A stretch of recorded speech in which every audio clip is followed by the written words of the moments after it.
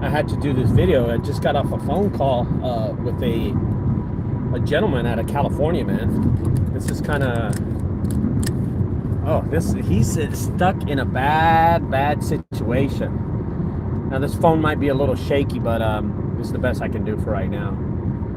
Let me tell you his situation. So, and I told him I was going to do a video. He said he's going to watch it. So I'm like, okay, go ahead. So first of all, I want to thank everybody for watching my morning videos. I have these morning 3-mile walk videos. I walk 3 miles every morning. I had no idea. I walked that far. That's crazy. So I walk for about 38 to 40 minutes every day. And I've walked 2.9 miles. Yesterday I walked 2.8, and I didn't really realize how many miles I walked. So thanks for watching those videos. They're morning videos that just talk about the day and, stuff about junk removal. But let's talk about what just happened today. So I received a phone call earlier on the way here I'm going to Dallas right now to do a big job. Well, not a big job, it's just a job. I'm sorry, I don't know why I said big job. I'm going to go do a job in Dallas, and then I'm going to head over to the warehouse. I did a job already in Azle with my other truck in the 550 up in Fort Worth. So let's talk about what's going on. This guy owns a pretty sizable junk removal business. Hey, Alex, I don't know where you're at in my morning videos, brother. And here's what happened. So this guy owns a junk removal business out of California. He's got 3 trucks, okay? And they are not NPR trucks, okay? They are just normal. I'm going to take this off the thing. They are just normal trucks, right? They're 350s. He financed all his trucks. And he has 6 employees, okay? 6 employees, 3 trucks. 1 he switches out all the time. So he grabs his truck and he switches it out for the employees. So they're kind of circulating through 1 truck. So there's 2 trucks on the street, and he's always dumping 1 truck. You understand what I mean? And when 1 gets full, he comes back. He's been doing this business for 2.5 years. 2.5 years. When he got into this business, of course, he looked at my channel. He looked at other people's channels. He looked at Facebook. He knew how to run a business. So he started off really small, but he didn't start getting serious until the last 2 years of his business. He told me this. He goes, Ricardo, we stay busy. We're doing junk removal every day. There's not a day, even Sundays and holidays, we're out there working. I said, okay, so what's the problem? He goes, we haven't made $1. And I was like, whoa, shit. I said, well, what's going on? He goes, so we have 3 trucks. All of them are financed. Only 1 of the trailers is financed, and it's killing me inside. His trucks, he got 12.5 APR interest on these trucks from the same dealer. They all got the same interest rate. He got them at separate times, which is crazy. He's got Chevrolet 2500s. No. Yeah, Chevrolet 2500. Did he say 3500s? One of the 2.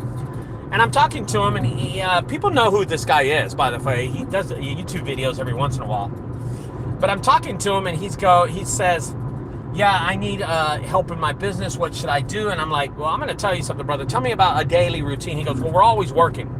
And he keeps on saying that they're always working. They're just always making money. They're always stacking paper. And the problem is, at the end of the month, when he takes away the expensive, he doesn't make $1. $1! He doesn't make any money.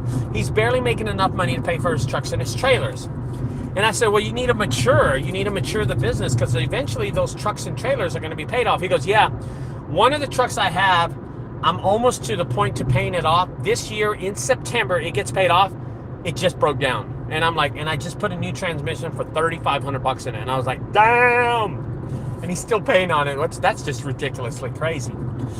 So I said, how many jobs did they do yesterday? He goes, well, tell me one of the trucks what he did. He goes, yesterday, Tony and Carlos went out, and I don't know their names, by the way. He said Tony and Carlos went out in the truck, and Chris and Arturo went off in the other truck. So Carlos and Tony went off in 1 truck, and they made $900 together. I said, okay, that's good. How many jobs they have? He goes, 3. They were done by noon. I said, oh, okay. They did 3 jobs. They were done by noon. He goes, yeah, but they worked the whole day. They would just wait in the truck, and they worked the whole day in case more jobs came up. And I said, well, how many did the other truck do? He goes, well, they were kind of busy because they did a big garage clean out, so they did 2 jobs. I said, wait a minute. In total, you did 5 jobs with 4 people. So they did 5 jobs with 4 guys. Yeah, you heard me. 5 jobs with 4 guys. And I said, brother, are you not looking at my videos? Because I do 9 jobs with 1 person, and that's me. You know what I mean? That's me. I said, wait a minute. I told him this. I said, was it possible that maybe Carlos and Tony could have done all 5 jobs? And he goes, yeah, but they would have been running all day doing them. And, we wouldn't have been on time. I said, no. Is it possible that the jobs could have been done? He goes, yeah, they could have been done. And I said, so why didn't you do that? Well, I had to reschedule. I said, yeah, but your pocket is light. You're not making any money, brother. There's sacrifices you have to do. If you have to call a customer, cancel a customer, or reschedule a customer, or move it to a different hour, then that's what you do, period. You don't hesitate. You move it. You don't go hire another crew. And this is what's happened to him. Business is slow now. Business has slumped. In California, business is horrible. It's A1 trash. He was used to doing 5 trucks per day per trailer. 5 jobs per day per truck. And now that business is gone. It's gone. Brother, let me tell you something, Vega. I can watch TV, drive, eat an apple, and still do this video, and I won't wreck. Yeah, I'm not that dumb. I can do this. I do this all the time. So I'm talking to this guy, and I'm just amazed how he has not been able to break down these jobs and spread them out to 1 truck. Because when there's only 5 jobs on the schedule, that is 1 truck. Whenever there's 10 jobs on the schedule, that is only 1 truck. That is 1 crew doing all these jobs. That is only 1 crew. This is not 2 crews doing 10 jobs. 1 crew can do 10 jobs. Listen, guys, I don't know if y'all know who I am. My name's Ricardo. I've been doing junk removal for 17 years. Let me introduce myself really fast. Go to my videos, subscribe to my channel, and look at my jobs where I do 9 jobs, 11 jobs, 12 jobs by myself. Okay, I do all these jobs by myself, and you're telling me 2 guys can't do it in 1 truck? No, there's something wrong there. So as I'm talking to this guy, he said, yeah, Ricardo, they rely on me too much. These crews, they rely on me, and they like depend on me. One of them just had a baby. The other one got married last year, and this is their paycheck. I got to pay them full time. And I'm just thinking, is his brother? And I said, brother, you need to start firing everybody, get rid of everybody, save your business, keep 1 truck going, and let that truck try to pay. Because what's going on is he's doing jobs but not making any money. That's what's going on. He's doing jobs, making a lot of money. So yesterday, the guys that had the 2 truck made $1,800. They had a $1,500 garage clean out with 1 truck, went back, dumped it, came back, did a $300 job, so they made $1,800. But the other guys only made $900. And I was thinking in my head, okay, the guys that made $900, they couldn't have been that busy. They must have just knocked out those jobs pretty fast. They were done by 12. I told him, I said, bro, this is the time and the point where you have to lay down the law, dude. This is where you have to stop, look at everything that's going on in your business, and really, concentrate on the things that are more important. That's your family, man. Because family is number 1, dude. You're not making any money for anybody. All you're doing is counting money. All you're doing is counting money. It's funny when people say, hey, my business grows $700,000, but they ain't made $1. And when I say $1, I'm talking about like a dollar. Not like 10,000 bucks. No, I'm talking about they haven't made $1. They haven't made $1. So, oh man, I got to tell you something. So yesterday, this is a true story. You're going to love this story. So yesterday, and this is how society is. This is how business is right now. I'm going to tell this great story, and then I'm going to end this video. Anyway, I want everybody to hear this out. So let me just finish up with the story with this guy. I told him, bro, you need to lose some of the trucks. You need to take them back. You need to tell them you can't pay for them. Get them repoed. It doesn't matter. You need 2 crews. If anything, just 2 trucks. Take one of them back and have 2 guys, you and somebody else, and that's it. And y'all can do all these jobs. You know what I mean? I said, you need to cut your expenses really, really quick. Cut your expenses really, really quick, okay? That's what I told him. And he's like, okay, I understand. Yeah. Okay. So that was my plan with him to do. Okay, so here's go. And he's buying ads and stuff like that, so it doesn't matter. Let me tell you what happened yesterday. Me and Maddie, when we were in McKinney, Texas, we did a house clean out. It was a garage clean out. The guy apparently owned a restaurant, okay? He owned a restaurant, right? And he was telling me that he had to close down because he got injured. He got in a fight with a patron. He damaged his brain and shit like that. And oh my God, this fucking phone call will not stop. Oh my God. Fuck, man. Fuck, this dude's got to stop calling me. Something happened. I think something. Hold on, guys. Let me call. I think it's an emergency. We're having an emergency here. Someone broke in to one of my locations. It's got to be desperate if someone's calling me. What happened? Last night, yeah. Which one? Yeah, I didn't latch it last night. I couldn't latch it. I couldn't see. Yeah, it was dark. Yeah, well, the latch is backwards, and I can't read backwards, and it was dark, and I couldn't do it, so I left it like that. You got to put the latch, the master lock pointing the opposite way. It's facing left. You got to face it right and pointing up. You're just latching it and leaving, dude. It's hard to read. I can't do it. Yeah, look. That's. I'm doing a live video like right now. You're on the live video. I'll call you right back. Bye-bye. So, okay, so I was talking to this guy. I'm sorry about that, guys. I thought we got broken into. And he said the door of the latch was open. And I said I couldn't lock it last night, so I left it as is. So let me tell you what happened. So I'm talking to this restaurant, right? And I ain't over it yet. That is about 5,000. Okay, so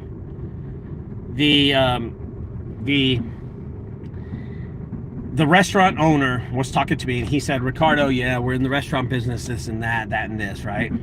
And we were just talking, and I said, hey, listen, you're out of the business now. Can you tell me your numbers? He goes, yeah, no problem. I goes, so this is what he said to me. Now, you're going to be amazed how much these restaurants make. You're going to be blown away. You're going to go, what the fuck? Where's all the money at? Okay. So he owned 2 restaurants. He said the restaurant in McKinney and Frisco grossed revenue. How much he sold was $780,000 in March of this year. 700, and now the restaurant's closed, by the way. $780,000, and that was a normal for this guy. And I said, "Holy cow! You made $780,000?" And I go, he was like, "Yeah," and I was like, "Bro, how much did you make profit?" He goes, "When everything's said and done, we'll be lucky if we walk away with a couple of $1,000 And I was like, "What?" He goes, "You don't understand how high the expenses are in a restaurant." And I'm like, "What the hell?" He goes, "Ricardo, one of the biggest expenses in a restaurant is theft. Liquor, food, breaking plates, not managing the business right. Just everything is wrong with that business." Now, so I was blown away by this when he told me this. I was just like, "What the heck, bro? Y'all made it how much?" $780,000, and this dude grossed $800. He said this, that his 3%. Now I want you to hear this out. 3% of that money goes to the credit card companies. And I was thinking, wait, 3%? Isn't that $21,000? I was like, wait a minute. How much is 3% of $780,000? I'm like, what? Isn't that $21,000? And I was like, he goes, yeah. I was blown away by. He said that when his restaurant makes over $900,000 in the restaurant, they see really good profit. I said, about how much do you make? And he said, well, whenever we make over $900,000, we're probably in the $8,000 to $10,000 range. And I was like, who are you working for? He goes, well, put it this way. The credit card companies make more money off the 3% than we do. And I was like, golly. So I want you to think about this, okay, guys?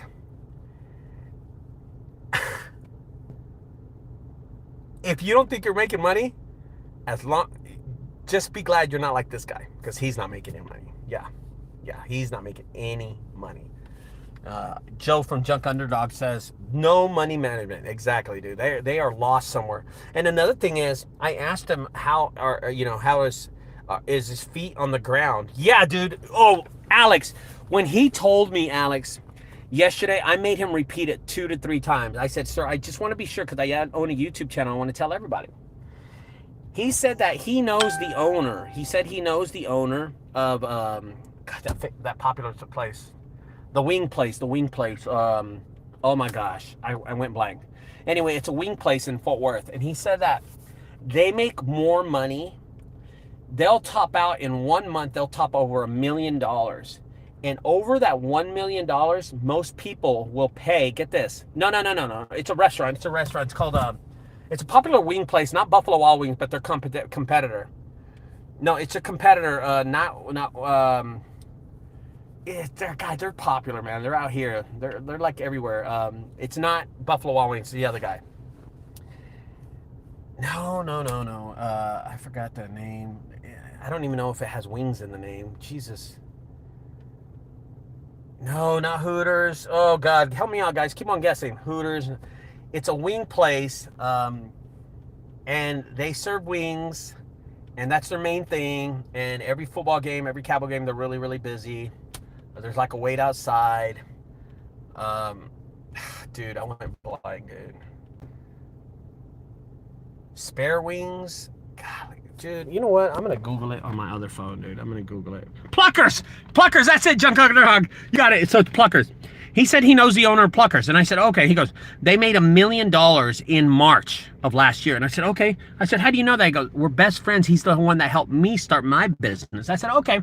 I said, well, no problem. He goes, so they made $1 million. He goes, yeah. He goes, you know why? And I said, why? He goes, because 80% of their customers pay cash. I said, well, why is that? He goes, because they're credit poor, but they're cash hungry.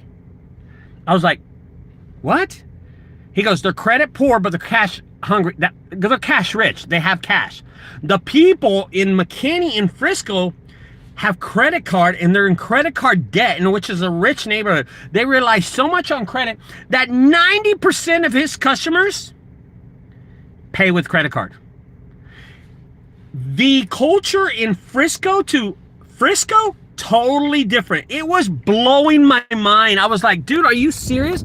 He said that to me. He said that the people in McKinney, Frisco area pay with credit card.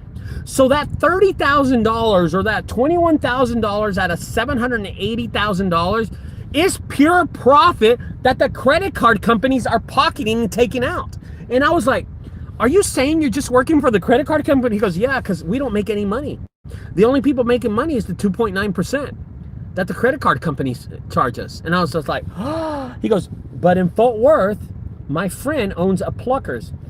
80% of his customers pay cash because they're cash rich, but credit card poor. Why? Because they can't get credit, or they don't use their credit cards and rather use cash.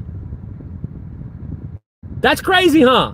That's crazy. And I was like, dude, he said, Ricardo, me and my partners, so he has 2 other guys that help him invest in his business. He's got 2 restaurants in McKinney that he closed down.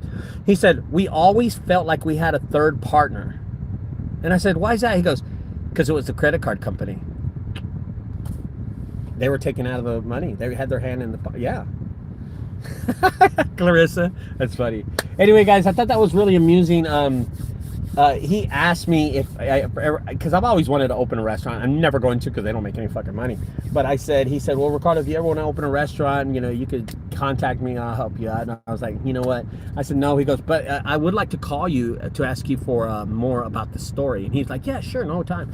He said his biggest expense were employees, the theft, breaking plates, just mechanical failures, knives coming up missing, people drinking liquor. Oh, dude, he said it was horrible. It's horrible. And these kids come in and they're always high, they're always drunk, and he said it's miserable when people call in and shit. Miserable. The business is just tough. All right, so I'm gonna do a job in the Hummer today. I'm taking the Hummer to go do this job. It's right up the street, so I'm gonna go do this. It's pretty funny. I'm gonna record in a minute. Okay. Talk to you later. Bye bye, guys. Have a great day. See you Friday. Bye bye.